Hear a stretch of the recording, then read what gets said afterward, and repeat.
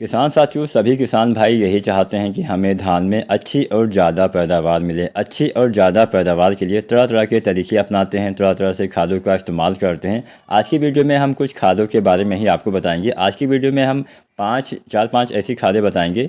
मतलब चार पांच ही खादें हम डालते हैं, ज़्यादा तो हम कुछ डालते नहीं हैं, लेकिन चार पांच खादें कब डालनी है ये काफ़ी इंपॉर्टेंट होता है। आप खाद का इस्तेमाल करते हैं वह ज़्यादा ज़रूरी नहीं होता है। सबसे ज़रूरी बात यह होती है कि आप इस्तेमाल कब करते हैं, कब डालेंगे तो अच्छा लाभ मिलेगा। आज की वीडियो में हम इसी विषय पर चर्चा करेंगे। आज हम जानेंगे urea, potash, DAP, zinc, sulphur, ये तमाम चीज़ें कब और कितनी मात्रा में इस्तेमाल करना है।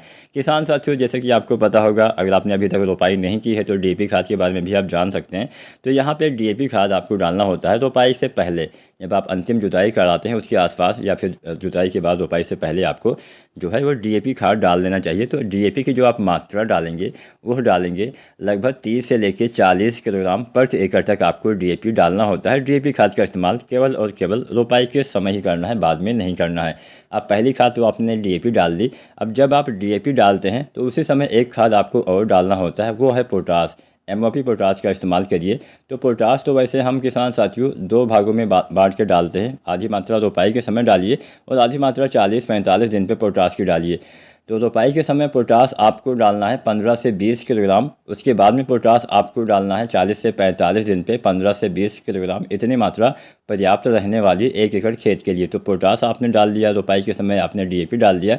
अब आप बाकी आपको कुछ नहीं डालना है। आप चाहें तो कोई भी ग्रोथ प्रमोटर वगैरह डालने का अगर आपका थोड़ा सा मतलब बजट अलाउ करता है तो डाल सकते हैं, अलाउ नहीं है तो मत डालिए। तो आपको ये सारी चीज़ें जो है अपने बजट के हिसाब से करना होता है। बजट अच्छा है तो आप सागरिका वगैरह डाल सकते हैं 8 से 10 kg प्रति एकड़ तक। तो ये 2-3 खादें आपको रोपाई के समय डाल देनी है।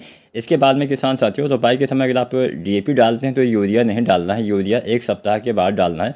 तो 1 सप्ताह या फिर 10 दिन पर आपको यूरिया लगभग आपको डालना है 18 से 20 kg प्रति एकड़ तक पहली बार। दूसरी बार यूरिया आप डालेंगे रोपाई के लगभग 20 से 25 दिन पे, या फिर अधिकतम 30 दिन तक आप यूरिया डालेंगे लगभग 30 से 40 किलोग्राम प्रति एकड़ तक। इसके बाद में तीसरी बार आप यूरिया डालेंगे 40-45 दिन पे, फिर से 30 से 40 किलोग्राम प्रति एकड़ तक।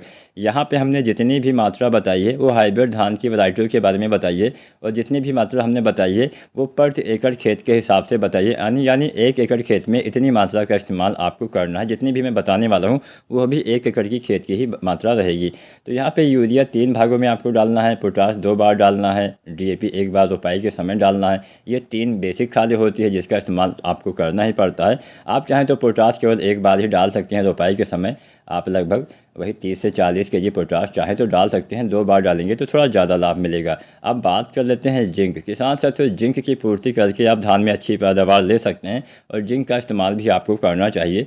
तो धान में जिंक का इस्तेमाल रोपाई के 20 दिन के बाद करिए। लगभग 33% वाला जो जिंक सल्फेट आता है लगभग 5 या 6 किलोग्राम आपको डालना होता है प्रति एकड़ तक। अधिकतम 7 किलोग्राम आप डाल सकते हैं 1 एकड़ के लिए। इतनी मात्रा पर्याप्त रहने वाली है। तो जिंक आपने डाल दिया, तो जिंक डालने से भी अच्छा हरियाली आने वाली है। साथ में आपको डालना है सल्फर। अब जिंक का इस्तेमाल कब करिएगा, जब आप दूसरी बार यूरिया डालते हैं 20-25 दिन पे, उसी के साथ में आपको जिंक भी मिला के डाल देना है, और इसी खाद के साथ में आपको मिला के सल्फर भी डालना है। जो सल्फर आता है 90% वाला, इसके लगभग 3 किलोग्राम मात्रा प्रति एकड़ तक डालना होता है। सल्फर डालने से फ़ायदा अधिक मिलेगा और आपका काफ़ी कम बजट में काम भी हो जाएगा। सल्फर एक टॉनिक का काम करता है। जहाँ का pH वैल्यू ज़्यादा रहता है वहाँ पे ही आपको सल्फर डालना है। ज़्यादा pH वैल्यू को कम कर देता है। मिट्टी के pH वैल्यू जब कम हो जाते हैं तो हमारे बहुत सारी खादें जो pH वैल्यू ज़्यादा होने की वजह से हमारे पौधे नहीं ले पाते हैं, वह पौधे को उपलब्ध हो जाते हैं, जिससे आपके पौधे में विकास देखने को मिलता है। पौधे में हरापन लाने में भी सल्फर का काफ़ी अहम काम होता है। अब जो आप यूरिया डालते हैं, यूरिया काफ़ी अच्छे से आपके पौधे को लग पाती है। यूरिया के भोजन के रूप में स्वीकार करने में जो है सल्फर का काफ़ी अहम काम होता है। मतलब सल्फर डालने से यूरिया की जो उपलब्धता है वो बढ़ जाती है। यूरिया काफ़ी अच्छे से आपके लगने वाली है, तो सल्फर का इस्तेमाल आप करिए। इसके बाद में क्या डालना है, इसके बाद में आपको डालना है NPK 19-19-19। इसका इस्तेमाल कब करना है, 25 से 30 दिन पे। अब NPK 1 से 1.5 किलोग्राम डालना है। इतनी मात्रा 1 एकड़ के लिए पर्याप्त रहने वाली है। अगर आप NPK डालते हैं तो कल्ले का फुटाव, कल्ले का विकास बहुत अच्छे से होने वाला है। अच्छा लाभ आपको मिलेगा। अगर आपका बजट अलाउ करता है तो जब आप NPK डालते हैं तो साथ में सागरिका भी आप डाल सकते हैं, लिक्विड वाली जो आती है। अगर आपने रोपाई के समय सागरिका दानेदार का इस्तेमाल किया है तो इस समय लिक्विड नहीं डालना, लेकिन नहीं किया है, अगर आपका बजट अलाउ करता है तो इस समय सागरिका लिक्विड 300 से 400 ml प्रति एकड़ के हिसाब से डालना है। तो NPK और सागर का आसानी से प्रयोग कर सकते हैं।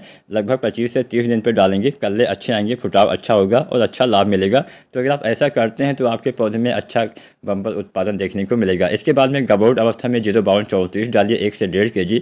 साथ में बोरोन डालिए जो आता है 20% वाला 100 ग्राम, 100 से 125 ग्राम बोरोन, साथ में 1 से 1.5 kg 05234 डालेंगे तो दाने का भराव अच्छे से होगा, जिससे आपको बाद में अच्छा उत्पादन भी देखने को मिलेगा। वीडियो देखने के लिए आपका धन्यवाद।